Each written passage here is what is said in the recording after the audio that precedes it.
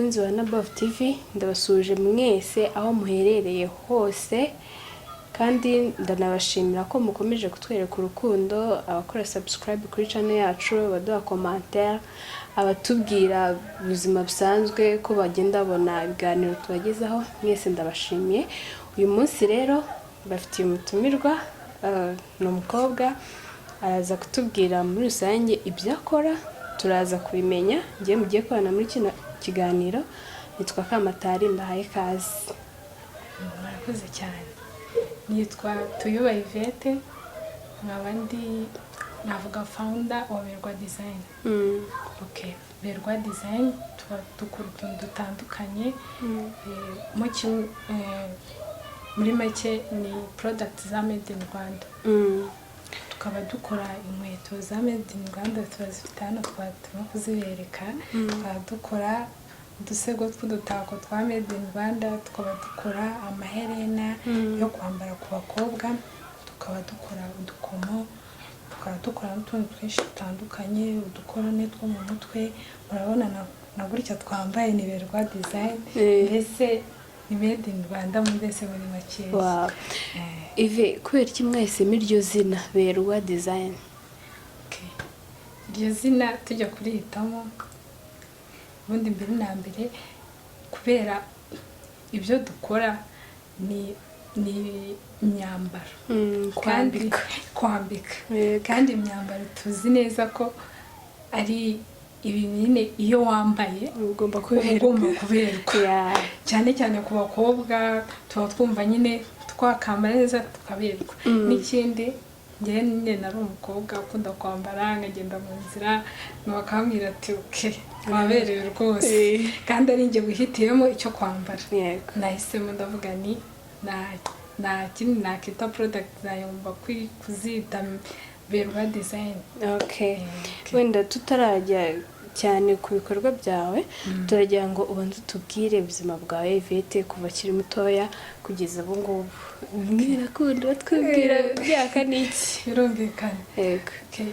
Yvette ndi umukobwa w'imyaka 21. Nkaba mvuka mu muryango w'abana batatu. Muri make ndi hagati y'abahungu babiri. Yego. Okay, Yvette nkaba ndi umukobwa urebye nakuze nkunda utuntu two kudesigninga, birumvikana. Ntabwo ari ibintu biza gutyo. Mfite nk'imyaka 18 gutyo nibwo byatangiye kugaragarira ababyeyi, nibwo utangira kujya ufata noneho utuntu bakabibona ko ushoboye kuba ari impano ufite. Bitari ibintu nyine wisanzemo ako kanya. Okay, tangira nkajya designinga, nkaba nafata chambre yanjye ubona nashyizemo utuntu, nafashe udutenge nukoramo uturabo ndazamura hejuru. Mbese ababyeyi bagira baravuga uti hano turabona ufite impano, reka dushaka ko twabigufashamo.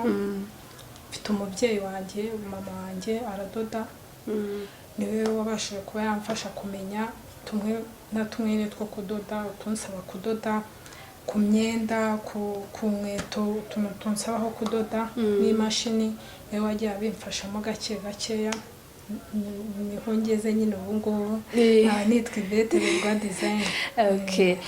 Yvette tubona nk'umuntu ukora udesigning ibi ngibi tubona, ni umunyeshuri se? Okay, Yvette ndi umunyeshuri wo muri universite, nkaba ngeze mu mwaka wa 3 wiga w'amashuri, nkaba niga muri University of Tourism and Business Studies. Okay. Watubwira kugira ngo ufate umwanzuro kuko uvuga ngo reka ntangire nkora ibi ngibi, byaje ryari nyine ugiye wavuga uti natangiye gukora ibi ngibi? Ese igitekerezo cyo kuba wabikora cyavuye hehe? Okay, igitekerezo cyo kuba nabikora nkuko nabibabwiye, na ababyeyi babona ko hari ibintu bimwe na bimwe ugenda ubereka kuzi. Okay, naho ubwaho bigiramo uruhare kugira ngo bitangize. Ndiye natangiye nyine nangira akantu kamwe gutyo, ntago nari nzi ko mbese bizavamo ari nka business ahubwo. Hari ukuntu ukora akantu k'agateste uvuga ati ufite akantu mu rugo murabona ko ari utuntu kaga product kagasilipa fata nkahindura akantu ushobora kurimbana ukajyana ahantu muri market guhaha no mu kirori hagati urabona ko no mu kirori wakajyana amata ubwo rero ukuntu byagenze urafata ugafata udusilipa twaba ufite mu rugo fata nshyiraho dutenge iki fata ndapostinga ku ma WhatsApp n'ifite Instagram isanzwe y'amazina yanjye ubwo ngubwo nshyizeho abashuti banjye barabikunda mbona birashimishije barambira ati courage Yvette courage nibwo nyine tutangira kuri sinzi Capitol niba uri buze ko inazo cyane nta kibazo natangiriye kuri Capitol noya cyane icyo gihe natangiye ku 3,000 mu mufuka kuno tuba turi abanyeshuri urumva nta kintu ufite cyo gukora hari ukuntu umubyeyi wawe aguhaye n'utwo tuyinite iki avuga ati kambike nibwo nahise mvuga ni ariko ubundi kuki nabigeraho aba bose nagiye numva babaye ahantu babayirwa ba motion bande nabo njya numva stories zabo bumva batangiye hatoshye avuga ni nanjye 3 byangiye kubibyaza mu musaruro ko nagiye nkafata nkajya gushaka utuntu nerateranya nguramo two dutenge two gushyira ku dukweto twanjye nibwo nabonye bigenda biza ubu ngubu nabageze aha ngaha mubona ku nshuro ya mbere ubona umukiriya wenda yaguze iherena se yaguze urukweto sinzi ikintu yaraguze icyo gihe wumvishe umeze gute ku munsi wa mbere mbona umukiriya yaje agura kuri kano gakweto niko kambere natangiriyeho utundi twagiye tuza nyuma umukiriya kikagura narishimye cyane ndavuga ni mama nta muntu utarabimenyeretse muri famiye ko hari agakweto kamvuyeho kagurishije narababwiye ni business yanjye yatangiye gucamo atahubwo reka mbwire n'abashuti banjye bose ndababwira ati barambwira ati felicitation ariko amwe nagurishije ibyo nyine bigutera courage niba ari ikintu cya mbere gishimisha kugurisha product yawe ya mbere noneho uzi neza ko ari product wakuye mu mutwe ugashyira hanze gutya ntabwo ari ibintu byoroshye wumvishe wishimiye cyane tubwire urakora zino ngibi tureba ukoresha ibitenge ukoresha ubudodo hari inkweto ziri mu nabyita ikibino ni uruhu n'iki sinzi birakorohera kugira ngo ubibone ntabwo biba byoroshye murabizi neza ko nyine hari nk'utuntu uba ugenda ukenera dukeya ugasanga ntutubona hafi sugera ku isoko ugasanga byahenze kubera murabona na bino bihe twari tuvuyemo hari ibyo usanga ku isoko byahenze ariko ibyo byose ni ibintu ugomba gufatira umwanzuro nawe nyine nyiri bizinesi gusa nyine urebye ndabibona biraboneka n'ibitenge turagenda ku isoko tukabibona cyeko iyo usanze yenda price yazamutse ariko uriyeranja biraboneka nta kibazo yego ni izihe mbogamizi uhura nazo cyane ku buryo aryo ushobora guhura n'imbogamizi runaka avuga ati rwose Yvette none aha ngaha ndabona bigiye kwanga imbogamizi zo ntabwo zijya zibura ntabwo zijya zibura hari igihe ugira gutya kicara murabona ntabwo ibihe biba bigiye bimeze kimwe urabona muri inkweto muri iki ariko hari igihe kigera nyine nawe ubwo kumva ucitse intege muri wowe kubera ko hari ikintu runaka wakoze kitagiye nk'ukuntu bishaka ariko urebye nta mbogamizi nyinshi njya mpura nazo kuko akenshi product nkora sinavuga ngo wenda ikibazo ziba zagize zagize gute ndazibika murabona ko utuntu tw'inkweto n'amabiju nta kibazo bijya bigira yenda ngo nawe yavuga ngo hari ikibazo kindi byagize urebye imbogamizi ni nkeya zo kubura udukoresho duke ibintu nk'ibyo ibi ngibi ukora ntabwo navuga ko wenda bitaba expired wenda nk'ibindi tubona bishobora kuba byabora cyangwa byapfa bikaba wabijugunye. Ibi ngibi bikora ni ibintu nyine bihoraho igihe n'igihe umukiriya yaza akabifata bikagurwa. Ariko nta gihe ushobora kuba nk'umukiriya wenda yaguhaye komande ngo umukorere agakweto yarangiza akavuga ati rwose wapi, wenda nk'urugero atanakwishyura avuga ati uzankorere numara kugakora nzakwishyura, bamara kugakora akabwira ati no ntabwo nakishimiye pe. Ibyo ngibyo nta na rimwe birambaho ahubwo kubera njye akenshi product zanjye aba yabonye nk'undi akambaye se cyangwa hari nk'ukuntu mbwira uti nkeneye ikintu runaka, nkeneye agakweto, nkeneye biju se, akenshi abayici babigura aba yabibonyeho cyangwa ku ifoto, ariko ntabwo birambaho ko yabibonye niko mbimuzanira. Ibyo rero bikantera n'ishema yo gukomeza, ntabwo nta na rimwe birambaho mbese. Kuba ukora aka kazi kawe bifatanya n'ishuri ntabwo bikugora cyane? Kubifatanya n'ishuri byo bikugoraho gake. Kubera iki? Murabizi abantu biga muri universite ntabwo biba bimeze kimwe mu masegonderi yenda ngo bagiye ngo kubaho cyangwa iki. Tugira amasomo ariko hari ukuntu ubu barabaye umuntu mukuru uzi kwiranja. Muri universite murabizi habaho evening, akabaho amaday. Ubwo uhitamo kwiga evening, uvuga ati day ni akazi evening, ku buryo nta mukiriya n'umwe ujya ukenera inkweto nayibone cyangwa bishu bayibonera igihe arambwira uti bete urabima kuwa gatatu ndamugeraho pe. Kugira ngo urangize gukora agakweto nk'aka ngaka bigutwara igihe kingana iki? Aka gakweto kamara amasaha 3 yonyine. N'aka ngaka k'igitenge? Aka ngaka k'igitenge ko kubera kanso kujya ku mashini iki kanwara 2. Aka niko kanwaye makeya kubera ko aka ngaka urabona ko kuba aba ari ubudodo bigoye, ariko aka ngaka nuko ari agatenge kanwara amasaha make. Ego utubwiye ko aka ngaka k'igitenge bigusaba kujya ku mashini. Uzi no kudoda ukoresheje icyarahani? Kudoda nzi kudodesha zino mashini z'abatayeri z'imyenda. Nizo nzi kudodesha ziriya zindi z'ubudodo. Nta kintu nkora cyerekeranye no kuzikoresha, utunokoresha intoki twose. Tunokore inkweto. Ako se wize kudoda? Kudoda ntabwo navuga ngo narabyize gutya igihe kinini. Hari ukuntu nyine ugira umubyeyi abikora gutyo, hari ukuntu najyaga mva ku ishuri navuga ni mama ntabwo uransiga mu rugo turajyana mu mujyi. Ubwo ngubwo nkamukurikira gutyo nkagenda nkareba uko abigenza gutyo, bigenda biza gutyo. Byakongera ko ntabwo nagiye mu ishuri byabyo.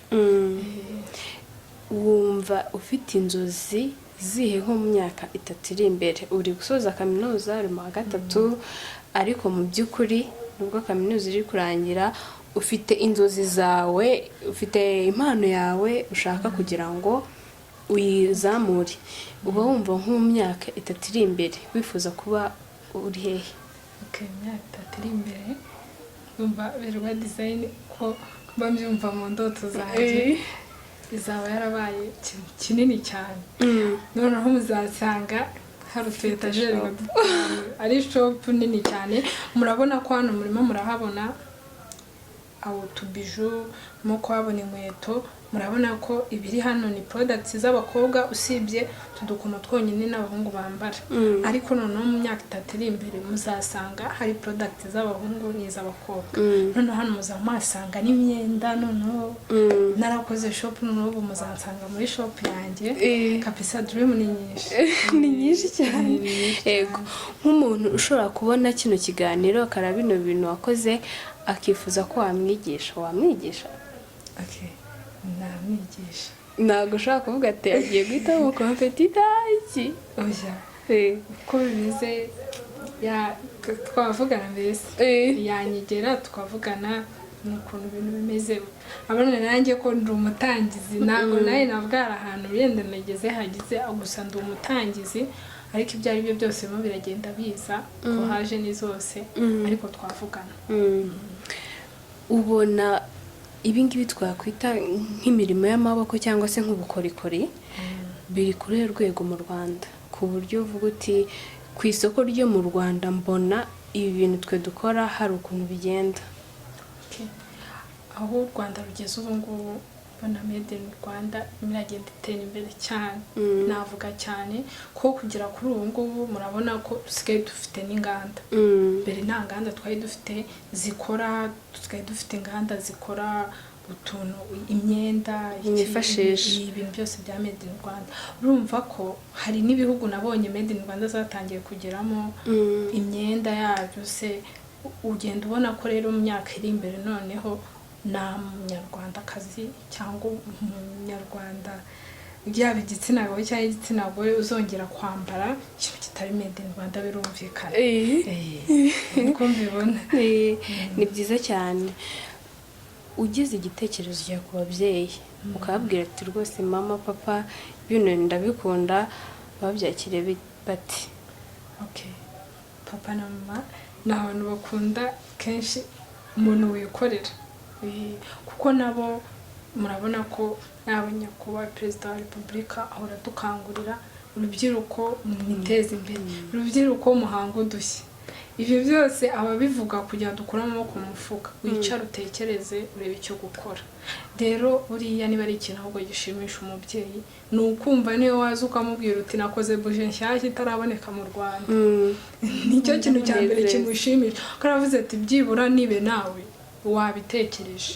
Barabyakiriye, babyakira neza cyane, barambaza uti twagufasha iki? Ibyo bashoboye kumfasha barabimfashije, ababyeyi banjye ndabashimira baramfashije, kuko nabo n'ibyo bakora barikorera. Rero urumva ko nta kuntu batari kunshyigikira mu buryo bwo kwikorera ukiteza imbere. Ubona numara kwiga wize tourisme ukaba ukorana n'ibingibi twakwita yuko ari made in Rwanda, ubona tourisme wiga ari kizagufavoriza kugira ngo ubukorikori bwawe buzamuke? Izamfasha cyane, kuko mbere njya kubitangira bino sinibukaga ko n'ibyo niga related ya bino. Nanjye nicyo kintu cyanunguye nkibibona, kuko na bino biri mu byo bazajya baza gusura. Tugiye gusura productivity berwa design, umusaruro y'ibyo akora. Nkuko batubwira twasuye parike Akagera, parike Nyungwe, baza rwose bava muri Amerika baze basura ibi. Narabitekereje nyuma ndavuga ati man, rwose ahubwo wagira ngo byisanishije nibyo nize. Rwose nahise numva bihuye, kuko na ku ishuri abalecture bahise babimenya bakavuga ati nimureba uriya none asigaye akora n'ibidukikije, rero muzaye muza mu bisure nabyo. Muziye muza nabyo musure product za event. Birashimishije cyane, biri related ya tourism, ko bino abakerarugendo nabyo biri mu byo baba bakeneye kubona ko twifashije mu Rwanda. Niba dusigaye twikorera agakweto ukagenda ukambaye no mu mama yaje ukagenda wambaye urukweto rutaturutse muri Amerika, ni ibintu bishimishije cyane. Wow, ni ibintu byiza cyane. Uba wumva se Kati Ive, noneho dusoza ugiye kutubwira imbogamizi wahuye nazo muri kino gihe cya corona? Muri kino gihe cya coronavirus ndakeka ama business yose byagiye biyagiraho ingaruka muri rusange, ariko ngewe risk nagiriyemo cyane, nagize risk z'uko product abakerarugendo ntibari bagikunda kuza cyane mu Rwanda. Murabizi ko barahagaritse imipaka, nta muntu ugikunda kuva hanze ngaze. Urumva ko abakiriya baragabanutse, abakiriya bagiye bagabanuka kubera ko abava hanze baje nabyo kubisura baguraho ntibabonetse. Nagurishagamo imbere mu gihugu, urumva ko nyine ingaruka zabura, abakiriya babaye bakeya. N'iki wabwira abari bakurikiranye iki kiganiro, kandi n'icyo wabwira ababyeyi bawe bagiye kuba hafi buri munsi? Mama na papa icyo nababwira ko mbakunda cyane, ni ababyeyi beza bubaha Imana kandi bakaba baranandeze neza mwagejeje iki gihe. Nitwa Berwa Design. Nabo hari igihe bajya babyumva kuvuga ese ni umwana wacu, nabo nibo byumve neza, ariko ndabasuje cyane papa na mama aho baherereye hose. Ikindi bamubajije nari nkubajije ni iki kindi nicyo wabwira abari bakurikiranye iki kiganiro? cyane mbere na mbere icyo navuga cya mbere, nabwira bagenzi banjye b'abakobwa se n'urubyiruko, icya mbere nababwira ati bajye batinyuka ko byose bishoboka. Turi abakobwa tugira intege nkeya, ariko buriya iyo wishyizemo akanyabugabo nawe umera nka musaza wawe. Urakora ayo wakinjiza nawe yayinjiza, icyo watangiza nawe yagitangiza. Niyo mpamvu rero tuba tugomba gukura amaboko mu mufuka. Natangiranye 3,000, ubu ngubu ngeze nko kuri capital yo kuba najyana mu 100,000 n'ibindi birenga ku isoko. Mwavuga ni ngiye gushaka udukoresho nkoresha muri product zanjye, numva ko ugeze ku rwego rushimishije. Rero nicyo nabakangurira urubyiruko muri rusange, gukura amaboko mu mufuka kandi tukagerageza guhimba udushya, gutekereza tukareba icyo isoko rikeneye.